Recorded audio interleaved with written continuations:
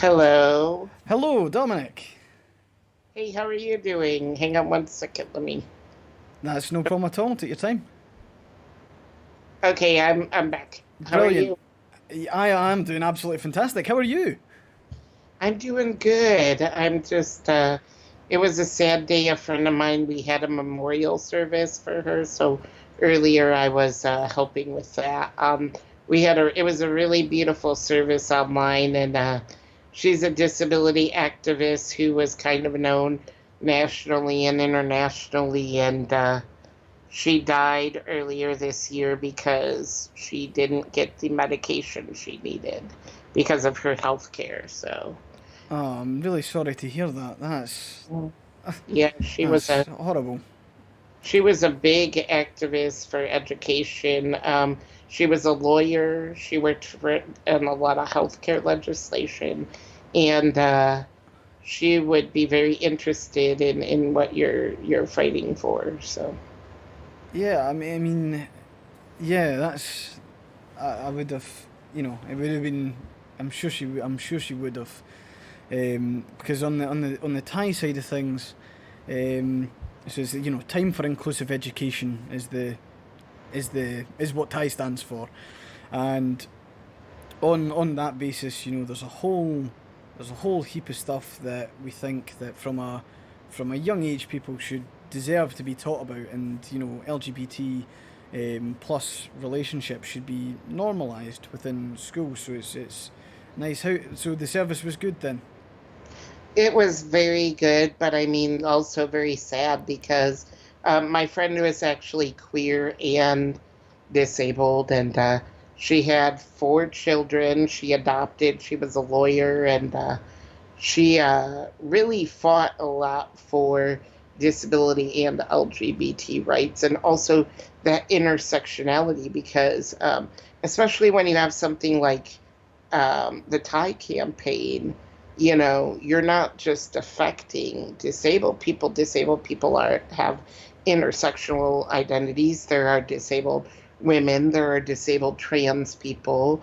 There are non-white disabled people. And how does that tie into education? Because for me, my educational experience here in the United States was that uh, I wasn't included in services. I didn't understand my rights, both as a disabled and LGBT person. So, um, how does that intersect and affect me? How do I not get the services I need as a disabled person, but also be included and feel safe in these educational spaces as someone trans and someone disabled? I mean, that's an absolutely excellent point to make, and we had one of the speaker before you, a guy called John, who's been sort of key in implementing sort of the Thai framework. He's trained 300 teachers. But he says that from a Thai inclusivity point of view, they made sure that they weren't leaving anyone behind at all, and there is that intersectionality that you need to be able to provide if you want to deliver LGBT plus inclusive education, like across the whole national curriculum. Um, so Yeah. that's some of the work that he's been doing. Yeah. Yeah, definitely. And yes, we are talking about Carrie Ann Lucas. Carrie Ann Lucas was a very good friend of mine. We actually recently discovered we were cousins, like distant Oh cousins, wow. through her Lucas relatives who came from the UK. Ah, okay. I share a great, great, great, great, great, great grandfather named Captain Banani Lucas, whose family came from the UK to the States, and one branch formed my family, one branch formed her family. So yeah, I'm kind of amazed that I gave you that little info and you knew I was talking about Carrie, but her case went international when she died because she was denied this health care. And there's a lot of, not just in education, there's a lot of exclusion in health care for disabled and LGBT people together. So this affects like every system that Yeah, we as LGBTQIA people are involved in: work, employment, education, housing. I mean, all of these things are affected for us in terms of equal access. When the last election period, I worked on a campaign disability committee for one of the candidates. I won't say who or anything, but they basically had disabled people writing them potential legislation. And one of the legislative pieces, because, I was one of the few LGBT disabled people there, and I was like, look, we got to include LGBT in disability inclusion. You can't talk disability without LGBT access. And one of the things I worked on was a piece of legislation here in the States for sex education that's inclusive of LGBT and disabled people, because when you go to school, if you're not getting such a sex education from home, you're not learning anything if you're queer, because it's all designed for uh, cisgender and straight bodies. So even within like health class, you're not learning about your type of body as an LGBT person. You're not learning about sex education. And this is why we see higher rates of sexual assault for LGBT youth and disabled youth, because the sex education is designed for cisgender, non-disabled, and straight bodies. So, like, all aspects of education need to be reformed to include um, LGBT people, because it's having a real impact. It's literally harming people because they're not educated in how to take care of their bodies. We're not educated in how to protect ourselves. And there's a higher rate of STI and STD because we're not getting this very important form of education in health class. I mean, I completely agree with you on that front, and I saw one of your tweets earlier today, where you were talking about um, the reality for a lot of disabled people across the US, and I dare say across the world, will be not being able to marry who they love, because it normally results in a loss of social security. Social security, well, here in the States, it's Social Security, which is SSI, SSDI, and Medicaid. For me, the big one's Medicaid. A lot of people do need Social Security. I can work if I have to, and I do work. Beyond Twitch, I'm a film scholar. I do a lot of consulting in film. I have a film degree, and I do a lot of writing and consulting and things like that. But for those who can't work, Social Security and those social programs, I know they have different labels in the UK. And I've heard a lot of people in the UK have been dying because they're waiting to get these services. But Yep. for me specifically, it's the healthcare. And it's the healthcare because there's one program called Medicaid here, and it only lets you have something called home care services through Medicaid. So that means whatever you do, if you need home care, and for those who don't know what home care it means someone comes into my house, they get me out of bed, they put me in my wheelchair, they make sure I eat, they make sure I can be a productive person so I can go out and work and be a taxpayer and do what I love and contribute and all those great things. But it's only available for Medicaid unless you can pay out of pocket. And we're talking 50 to 100K a year. But see, that's the cheaper Oh, option. Yeah. Who has an extra 50 to 100K just sitting around? People keep saying, you need to work to me. That's a big response I'm getting on that thread. You need to work. And I say, well, one, I do work, but how much money do you have after you pay your bills? Because like we're not just talking about, I'm like trying to bum off the government and I mean, but there's legitimately people that can't work because of their disability, or they're literally in the hospital because they have something chronic going on every single day and can't have a job. Those people need to live. They need, that's why my dad paid in for all those years before he died. He didn't get a cent of that. He died before he tapped into that social net. But his money could go to help disabled people that can't work. And I'm happy to give my taxpayer money for that because as we age, disability is a normal part of aging. That's the thing we forget. We all get old. We all become disabled eventually the older we get. Eventually our mobility goes, our sight goes, our hearing goes. So is your disability going to affect you to where you need these services? So many people who become disabled in old age end up having to get divorced because they can't use these home and community-based services without it, or they need medication that is only available. Carrie Ann's a great example. Carrie Ann did everything right. She was a lawyer. She had private insurance. The private insurance would not pay for the medication she needed. She had the insurance everybody says you need to work for and get, and she still died because of it. So what about all of us who are not lawyers, who don't have private insurance? We're dependent on this system where we're expected to live in poverty and not get out. If I don't qualify for Medicaid, I go live in a nursing home. That's my option. And that costs taxpayers $100,000 plus per year per person. So it's cheaper to allow us home care.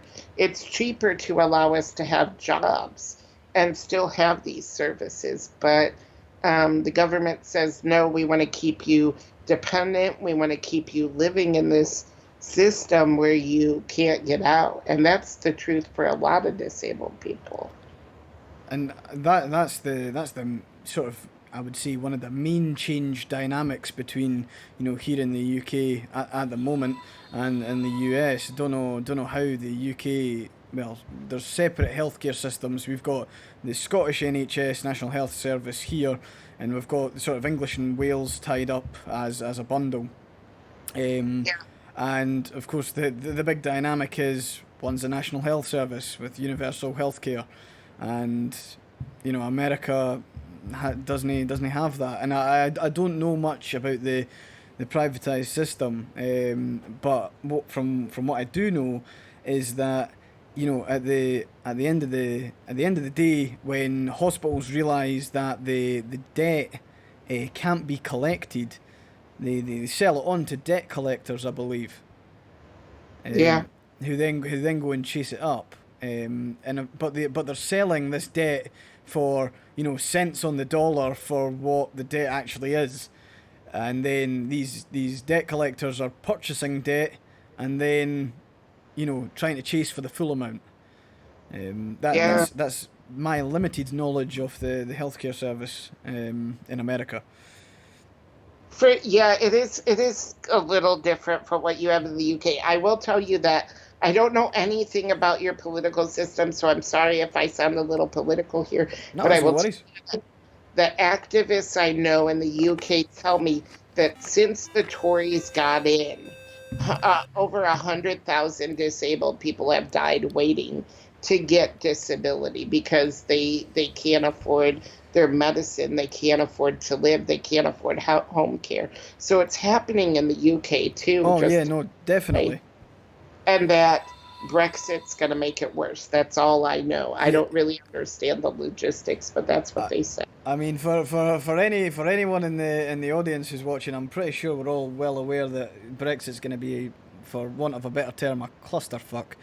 But Dominic, you're absolutely right when it comes to since the Tories have got in, it's that number's higher. It's 130,000 plus, um, and the large part is the demeaning way that we process. people on whether or not they deserve this benefit. So a lot of disabled people are being assessed to determine whether they are fit for work, and then there's been extreme cases where people have received letters through the door while they're in hospital in a coma, and it's been people have opened the letters, and this person's been determined fit for work based on their last assessment, and the assessment process is brutal.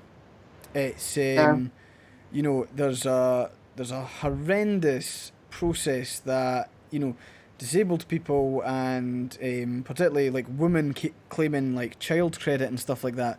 The fit for work piece has been like has been horrific to the both the disabled.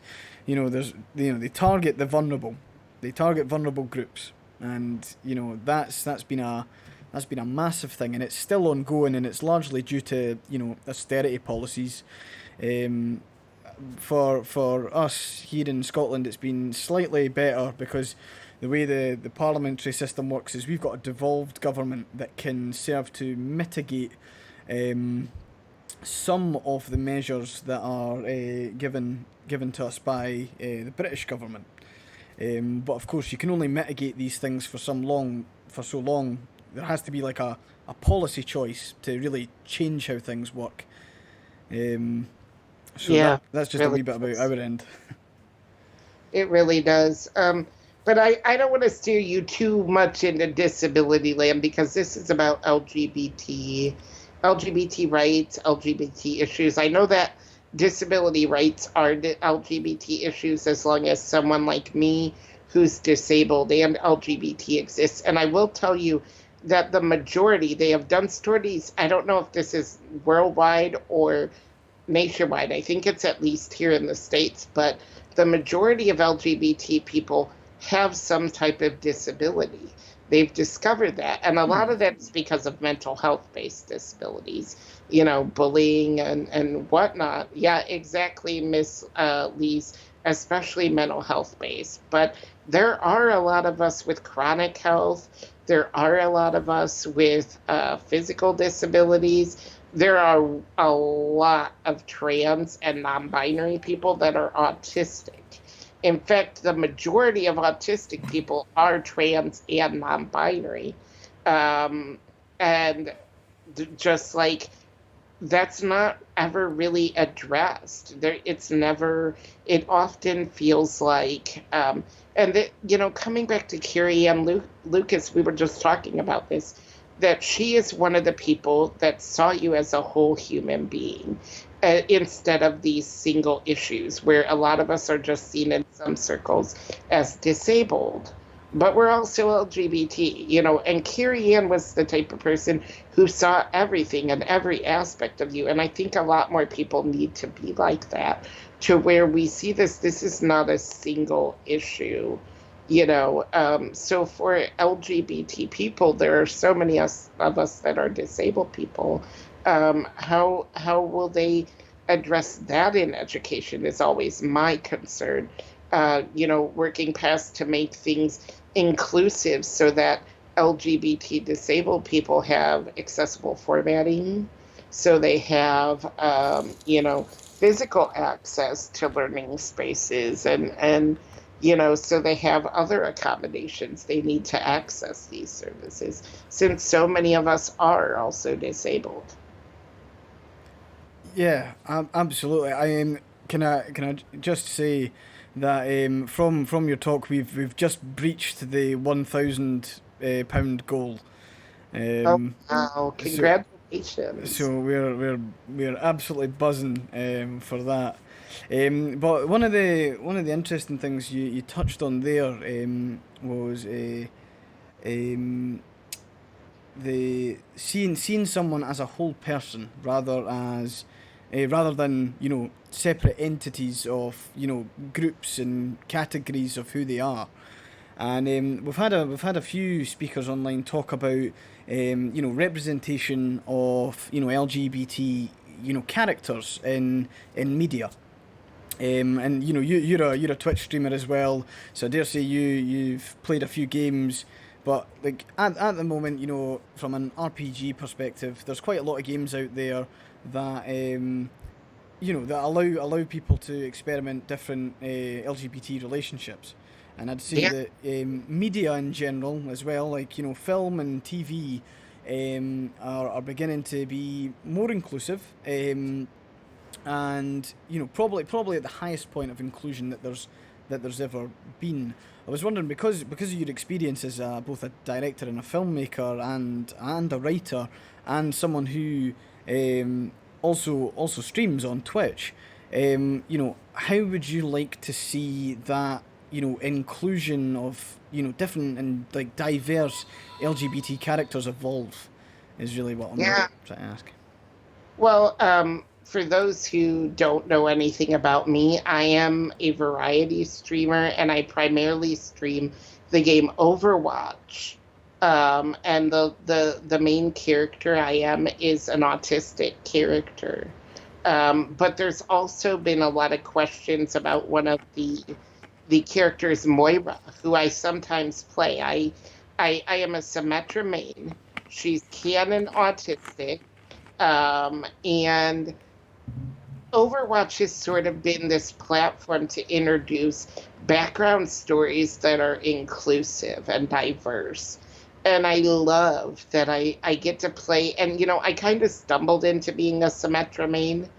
Um, but then, like, knowing that I got to play the disabled character, it was just so exciting because I don't really know that many other disabled characters. Like, you have a couple from games like Gears of War, things like that, but you don't have them really commonly, and so there's all this talk about Moira being this trans character and, possible LGBT storylines as the backstories for these characters develop. And I think that there are so many other games that could do this, and Overwatch has become my prime game because I'm apparently pretty good at it. I've never been good at games, just kind of like mediocre, having fun, but like I'm good at this game. And to know that they're working to make these diverse characters just made me fall in love with the game even more and want to be a part of that world. And so to have other and to have one of the games I really remember that first had LGBT inclusion was Fable. Fable. And yeah, Fable. One of the Fables, I think it was Fable 2 or 3, and you could choose to have wives and husbands. And you could have multiple at the same time. And one of the funniest things ever is that I was in the wagon. They have like this wagon town, right? Yep. And you can travel from place to place. And I had a wife in the town. But there was this super flamboyant, very masculine character. And I would always do like this thing where I would pick him up and swing him around, and it made him fall in love with me. But every time he saw my wife, he would run away crying because he loved me. Yeah, and then we had a kid, and he would like cry when he saw my child. It was just so amazing, But like, I just remember being like, I want to have like all the spouses. I want to be a female character and have a wife and a male character and have a husband and like just the possibilities because it wasn't there before was just playing that game every way you can and having every kind of relationship possible. And with these open-ended worlds where you can be male and female, why aren't there more options where you can get married and have your, wife and your husband and your side piece, whatever you want, Because Because at the end of the day, it's just fun. I mean, I'm playing through Assassin's Creed Odyssey just now, and you can have numerous relationships in that game, and I'm every time there's a romance option, I'm like, yeah, why not have a laugh, and Right. it's normal and it's not a big deal, and from a sort of digital world, you know, it's it's all a good laugh. I mean, like what you've said about Fable, you can just do whatever you want, Yeah. and I think Yeah. that's part of what makes games feel amazing. Yeah, I'm trying to think about the other games I play other than like Overwatch, where, I mean, while you're playing, you get these backstories, but like I play like Fortnite and Dead by Daylight. I mean, we already know about Michael Myers and that stuff. I don't want him to be an LGBT character or anything because I already scream when I see him coming. So. Yeah. But I'm trying to think about what games. I mean, you could have any type of game. Like, I would love to see a queer character in Assassin's Creed. I've been a huge fan of Assassin's Creed, so I would like to see, like, the main character have the potential to,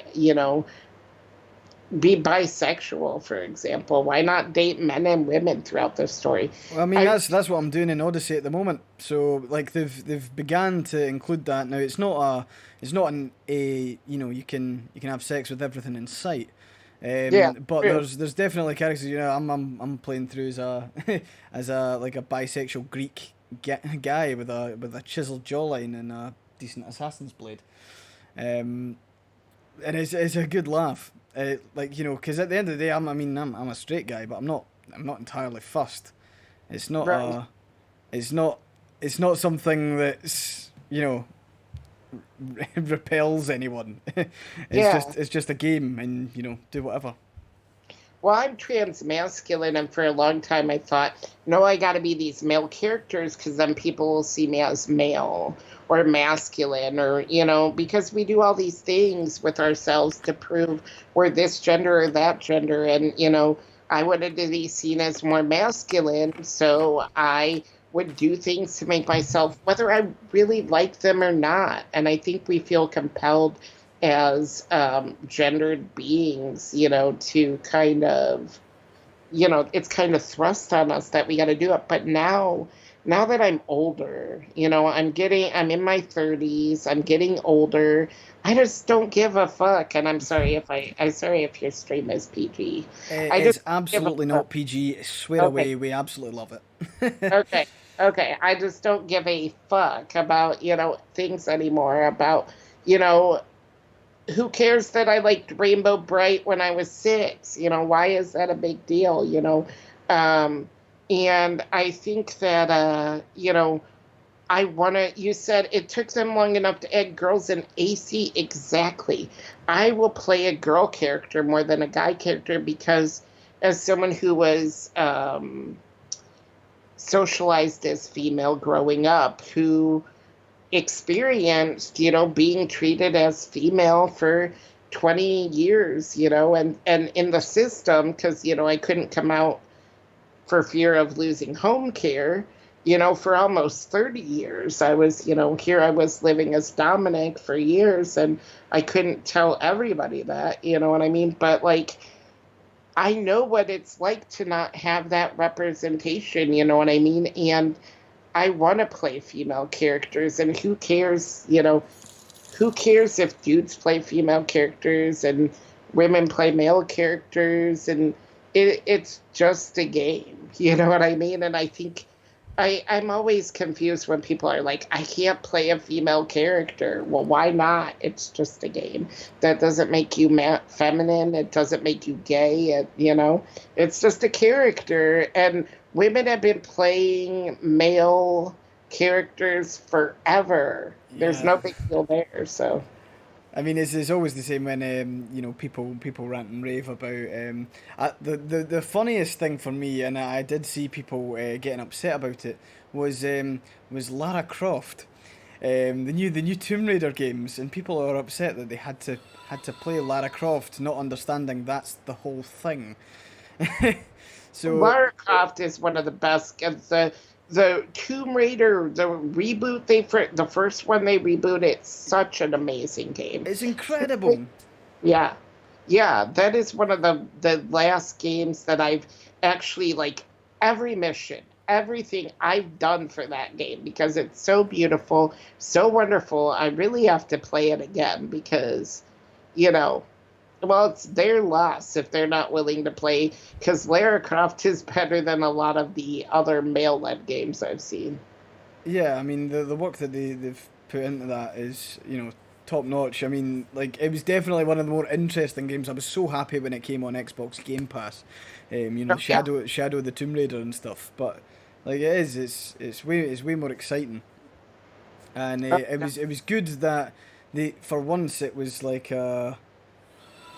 it's not like they'd given like a male character a female skin. They'd actually like designed the game around, obviously, it being Lara Croft. yeah.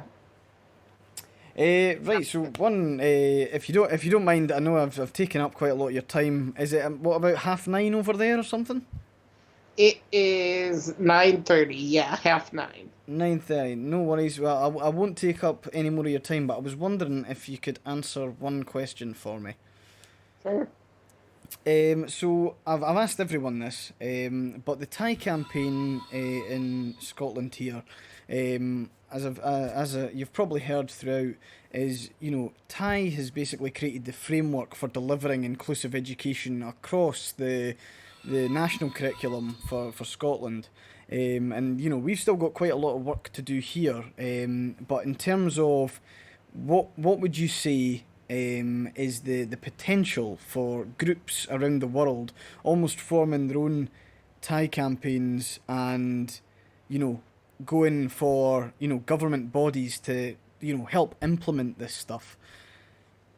Oh gosh, it would be so beneficial to have an international movement like this for education. I think that we devalue education, and I think a lot of education is focused. We really need to revamp education because I feel like, especially here in the States, you're being educated to prepare you to be a producer, a worker. You're not learning basic skills you need to be an adult. And that includes LGBT inclusive things. Like, that goes back to sex education, like I was talking about, knowing to protect yourself from STDs, and knowing to understanding your body and pregnancy and puberty and all these things that you go through that might be different because you're LGBT. And I think the potential is amazing. I would love to see something here in the US. But I also have to say, go Scotland. I recently discovered through my DNA, and I knew this already, I was certain, but my grandmother's family, we are from the islands, the Outer Hebrides. Oh, really? Brilliant. Yeah, yeah. My grandma, our last names is McKean. McCain? Yeah, and we're we're part Scottish, so I'm all for Scotland. Brilliant. Well, if you ever have the opportunity, you'd be more than welcome to come and have a visit. I would love to. It's all about finding a way to get there. I can't fly, Ah, but I told okay. my girlfriend wants to go to Venice, and I said, one day if we can afford it, I will boat you across and we'll just visit Europe. And Scotland is on the list. She is also from Scotland. Oh, brilliant. She's also from Scotland. Her last name, there's a McDonald in her family. So, Brilliant. That's absolutely fantastic. And thank you so much for giving up your evening after what is a really emotional day for you. So I'd like to say thank you very much for coming on. It's been an absolute pleasure. thank you so much. And thank you for having me. And sorry I didn't follow till right now. I'm just so excited to know about this. And I hope to see you all on Twitch. I do stream a lot of Overwatch, I will say, but I am good. So if you like good Overwatch, I'm at least entertaining when I'm not good. So.